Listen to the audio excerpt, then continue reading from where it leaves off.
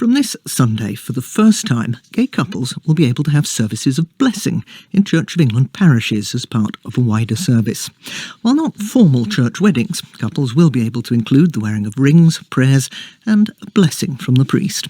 However, the Church of England's official teaching remains that marriage itself can only be between one man and one woman, while more conservative bishops have told clergy not to use the blessings.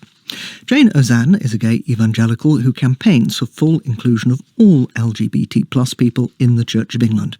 I asked her for her reaction to the news. Well, the bishops have chosen the busiest Sunday of the year in order to make what is a significant step structurally and politically, but frankly, as far as the LGBT community in the general public go, I think it's a tiny breadcrumb that we've been offered. You know, these blessings, in inverted commas, aren't even blessing our relationships. They're just blessing us as individuals. And they're not treating us equals. It's not marriage, which is what most of the LGBT Christians I know want and believe that God wants to bless them with in front of their friends and families. Do you not see it, though, as a step, at least, in the right direction? Well, yes, of course, it's the tiniest little political step.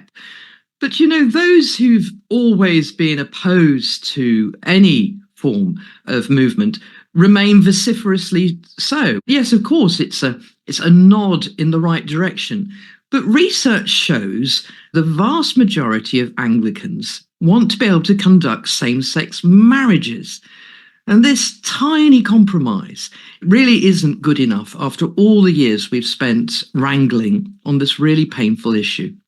Do you worry, though, that if ultimately the church here, as some other parts of the Anglican Church have said, equal marriage will be possible within the Church of England, that then risks splitting the Anglican community worldwide?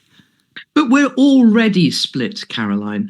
And I think that this sort of blackmailing, which is what it constantly feels like, that we're being told that we have to wait in England because of the Anglican Church. You know, there are gay Christians in many countries around the world who are suffering the most terrible abuse. And we as a church need to stand tall and believe the gospel that says the good news is good news to all people and that God wants to bless and accept all of us.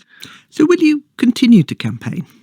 Well, I have left Synod and I have left the Church of England. I will continue to campaign for equality for LGBT people around the world, but I have given up with the Church of England. It will not change as long as we have a unity at any cost strategy, which is the strategy that Archbishop Justin has continually adopted at the cost of LGBT people.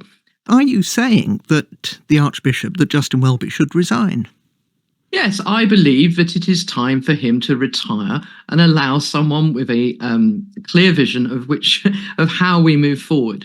You know, the Archbishop himself said a couple of years ago that he would stay in place as long as people were happy. Well, people are not happy. And I think we need to review this strategy that was not worked, and we need to recognise that and find a new way forward. LGBT campaigner Jayne Ozanne.